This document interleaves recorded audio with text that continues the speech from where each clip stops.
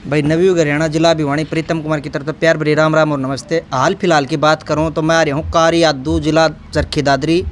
और आज आपने बेरा कि 14 अप्रैल है। आज का दिन यानी डॉक्टर भीमराव अंबेडकर की जयंती के रूप में हर गांव में, हर कस्बे में, हर शहर में यानी जयंती मनाई गई है। तो इसी भाई गाँव कारी यादू है जो सब एक अलग बनाई गई है कि पूरा गाँव ने मिलकर सहयोग करके जयंती मनाई है। और इसमें जो मुख्य अतिथि पूछे थे तो इसके बारे में हमने भाई पूरा जो है प्रोग्राम देखा। तो उससे थोड़ा सा पूछना चाहूँ। हाँ, सरपंच साहब के पिताजी हैं श्री राजेंद्र शर्मा जी, और इनकी जो लड़की है वो गांव की सरपंच है, डॉक्टर है ज्योति शर्मा जी। तो आज की जयंती का मुख्य उद्देश्य क्या था और किस प्रकार का भाई इस गांव ने संदेश देना चाहा कि भाई और गांव भी इस प्रकार की जयंती मनावें और किस प्रकार से मनानी चाहिए। तो सबसे पहले तो जी मास्टर जी नमस्कार। नमस्कार जी। मास्टर जी देखो, जयंती तो आज के दिन हर गली में, हर कस्बे में, हर शहर में मनाई जाए, लेकिन मैंने मेरे हिसाब से नहीं लगा कि सब अलग आपके गांव में जयंती मनाई गई है। तो ये किस प्रकार तक ये मन में आई आपके कि जयंती अलग मनाई गई? देखो जी, डॉक्टर भीमराव अंबेडकर जी पूरे हिंदुस्तान की 135 करोड़ जनता के लिए बहुत बड़े रोल मॉडल हैं, आइकॉन हैं। वो क्यों हैं? क्योंकि अंग्रेज़ी दास्तां में जिस प्रकार के हालात थे हिंदुस्तान में, गरीब मजदूर कमेरे वर्ग को जिस चक्की में पीसा जा रहा था, पूरे हिंदुस्तान को उन्होंने फूट डालो राज करो नीति के तहत बांट रखा था। जाति व्यवस्था में हिंदुस्तान का हर एक आदमी, हिंदुस्तान का हर एक वर्ग, हिंदुस्तान का हर एक संप्रदाय बटा हुआ था, जिसको आज हम दलित, पिछड़ा, 80, आदिवासी, टपरीवासी लोग कहते हैं। उस ज़माने में उन लोगों को मानवता के नाते कोई भी मानव अधिकार नहीं होता था। उनका जीवन बद से बदतर हालात में था। तमाम तरह के भेदभाव उनके साथ किए जाते थे। छुआछात का ज़बरदस्त बोलबाला था। अंबेडकर जी ऐसे घर में पैदा हुए। पढ़ाई के प्रति उनका जुनून था। स्कूली शिक्षा के बाद उनकी बुद्धि को देखते हुए गायकवाड़ के महाराजा ने उनको छात्रवृत्ति दी, उनको पढ़ने के लिए बाहर भेजा और उन्होंने अपनी काबिलियत के बल पर उस समय पूरी दुनिया में सर्वाधिक डिग्रीधारी होने का गौरव प्राप्त किया। सरपंच साहब जी, आपसे एक बात पूछना चाहूँ था। जिस तरह जयंती मनाई गई है तो कुछ लोग मानना हापी कि वो उसने एक समाज का जोड़ के रख दिया, पूरे गांव को साथ लेकर के इस प्रकार का प्रोग्राम कराया। तो उन लोगों को क्या कहना चाहोगे जो अलग से भाईचारे को खराब कर रहे हैं? मैं उसी बात पर आ रहा था, आपने बीच में मेरे को टोक दिया कि उन्होंने उस हालात में सर्वाधिक डिग्रीधारी होने का गौरव प्राप्त किया। और जब भारत आज़ादी के आंदोलन पर था तो उनकी काबिलियत को देखकर उनको संविधान सभा का अध्यक्ष बनाया। देश आज़ाद हुआ। दुनिया भर का भ्रमण करके उन्होंने दुनिया के लोगों के उस समय के हालात देखे और एक ऐसा यूनिक संविधान बनाया जिसमें न केवल भारत के जनमानस, उनके अधिकारों के प्रति, भारत की ज़मीन के कण कण के लिए कानून बनाए। दलित और पिछड़े वर्गों को समाज की मुख्य धारा में जोड़ने के लिए उनको कैसे पढ़ाई में छात्रवृत्ति दी जाएगी, उनको नौकरियों में कैसे आरक्षण दिया जाएगा, छुआछात का भेदभाव करने वाले लोगों को कैसे पनिशमेंट मिलेगा, गरीब आदमी को अगर कोई ताकतवर, बलशाली, दबंग आदमी सताएगा तो उसके लिए क्या कानून होगा, पशु पक्षियों के लिए कैसे कानून बनाए कि किसी पशु को भी आप गुलाम बना के नहीं रख सकते। सपेरा जाति के लोग सांप पालते हैं, गैर कानूनी है, ये बात हमें संविधान की किताब बताती है। कौन आदमी किस ज़मीन का मालिक है, अगर कोई दबंग आदमी उसकी ज़मीन छीन ले तो उसके लिए कौन सी धारा लागू होगी, ये भी हमें संविधान की किताब बताती है। किसी हरे दरख्त को काटने के लिए कौन सी सज़ा का प्रावधान है, ये भी हमें संविधान की किताब बताती है।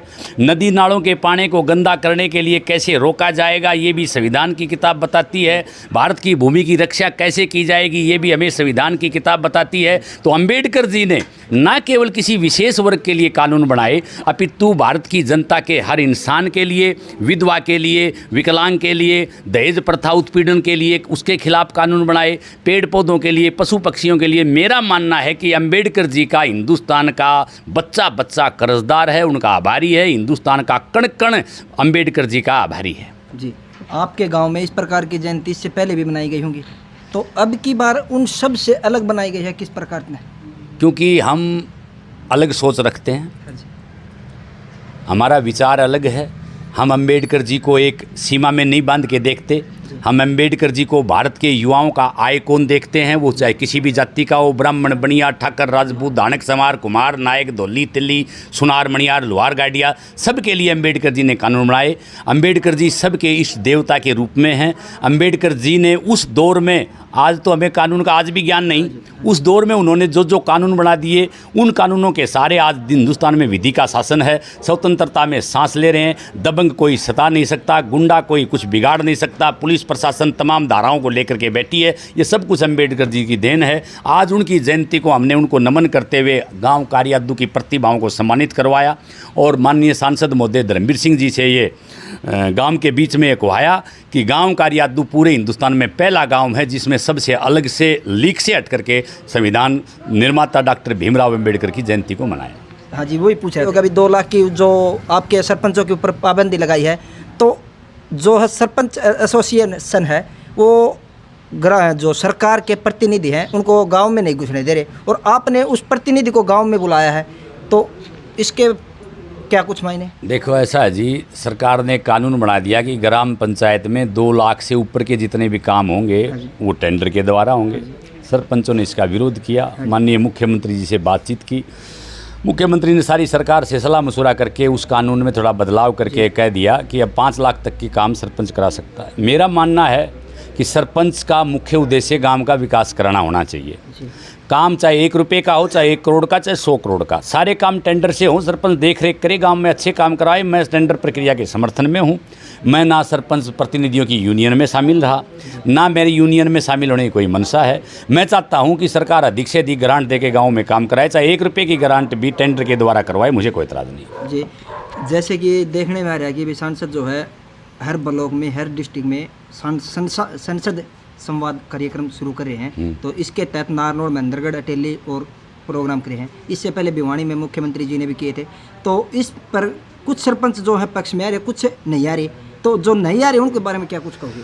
देखो, जनसंवाद कार्यक्रम सरकार गांव-गांव में जाती है। सरकार के अधिकारी, सरकार के बड़े नेता, मंत्री, मुख्यमंत्री खुद फील्ड में उतर करके जनता की समस्याओं के समाधान के लिए तत्पर हैं। तो मेरा तमाम सरपंचों भाइयों से और सारे हरियाणा वासियों से ये निवेदन है कि जनसंवाद कार्यक्रम का स्वागत करना चाहिए। मुख्यमंत्री जी को और अन्य मंत्रियों को सुनना चाहिए, गांव की समस्याओं से अवगत कराना चाहिए और गांव की समस्याओं का समाधान करना चाहिए। इसलिए जनसंवाद कार्यक्रम हर एक गाँव में होना चाहिए। जी, सरकार तो बनती जनता के लिए, जनता द्वारा बनी जाती है। सरकार की परिभाषा हम पढ़ते हैं, सरकार जनता की, जनता के लिए, जनता द्वारा बनाई जाती है। सरकार जनता के बीच में आकर के जनता की समस्याओं का समाधान करेगी तो चुनाव का क्या लेना देना? चुनाव तो आते जाते रहते हैं। सरकार का मुख्य उद्देश्य है जनता की समस्याओं का समाधान करके मौके पर त्वरित कार्रवाई करवाए और जनता की समस्याओं का समाधान करे। तो सरपंच साहब, आपसे एक बात और पूछनी थी। आज के मुख्य अतिथि जो थे वो सांसद चौधरी धर्मवीर सिंह जी थे। उन्होंने आपने अपने गाँव की कितनी योजनाओं के बारे में आपने डिमांड करी और उन्होंने कितने आपको संतुष्ट किया कि भाई इन सब मांगों का पूरा कराया जाएगा, नहीं कराया जाएगा? देखो, आज तो डॉक्टर भीमराव अंबेडकर जी की जयंती थी। हमने गांव की तरफ से ना तो कोई मांग पत्र दिया, ना कोई प्रस्ताव दिया, ना उनसे कोई मांग मांगी। लेकिन चौधरी धर्मवीर सिंह जी जन नेता हैं, जनता की समस्याओं से वाकिफ़ हैं। उनको पता है कि हमारा गांव पढ़ाई लिखाई खेल कूद में बहुत रुचि रखता है, इसलिए उन्होंने गांव के बच्चों के लिए लाइब्रेरी बनाने के लिए एक हॉल की घोषणा कर दी। 2 लाख रुपए नगद दे दिए। तुरंत प्रभाव से उनकी पुस्तकें मंगवाओ, कंप्यूटर मंगवाओ, लैपटॉप मंगवाओ, बच्चों को सुविधाएं दे दो। इसके अलावा नहर से पानी का एक पाइपलाइन दाब करके पशुओं के पानी की घोषणा उन्होंने कर दी, जोड़ तक पानी आएगा। इसके अलावा ई लाइब्रेरी की घोषणा उन्होंने कर दी।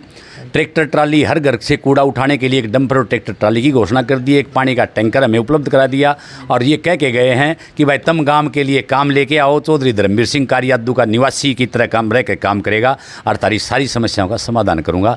तो मैं आज अम्बेडकर जयंती के उपलक्ष्य में चौधरी धर्मवीर सिंह जी के यहाँ आगमन पर उनका अभिनंदन करता हूँ, स्वागत करता हूँ और धन्यवाद भी प्रकट करता हूँ। और एक मुझे विश्वास है कि धर्मवीर सिंह जी पूरे हरियाणा में एक ऐसे व्यक्ति हैं जो आम जन से, आम परिवार से ऊपर उठ करके नेता बने हैं। उनको गांव की समस्याओं का धरातल पर क्या क्या समस्याएं आती हैं उनको बखूबी पता है और वो हमारे गांव के विकास में महत्वपूर्ण भूमिका अदा करेंगे और आपके चैनल के माध्यम से बात उन तक पहुंचेगी। आपका भी मैं धन्यवाद करता हूं कि आप दूर तक चल के आए और हमारे गांव की मांगों को, हमारे गांव के कार्यक्रम को आपने बखूबी कवरेज किया और ये पाया कि संविधान निर्माता डॉक्टर भीमराव की अम्बेडकर की जयंती पूरे हिंदुस्तान में सब जगह मनाते होंगे, लेकिन गाँव कारियादू की तरह आज तक किसी ने नहीं बनाई, कहीं नहीं बनाई। तो इसके लिए मैं काम कारियादू के सभी सम्मानित पिता तुल्य बुजुर्गों का, विशेषकर नौजवान साथियों का भी धन्यवाद प्रकट करना चाहूँगा कि हरियाणा एक, हरियाणवी एक को सही मायने में किसी ने साबित किया तो वो गांव कारियादू के युवा है। तो एक बात और जी छोटी सी, जो सरपंच विरोध कर रहे हैं उनको बारे में 2 शब्द कह दीजिए। मैं तो एक बात कहना चाहूँगा, भाइयों विरोध को छोड़ करके सरकार के साथ लगो, सरकार के मंत्रियों को, सरकार के अधिकारियों को गांव में लेके आओ, गांव की समस्याओं का समाधान करो। गांव राम ने बहुत अच्छा मौका दिया है, सरपंच ही आनी जानी चीज़ है। आज तुम्हारे पास पावर है, पावर का इस्तेमाल करते हुए गाँव की समस्याओं को दूर करने में अपना एड्डी चोटी का जोर लगा दो। सभी साथी सरकार से अधिक पैसा ला के गाँव का विकास करें। इसी के साथ जय हिंद, जय हरियाणा।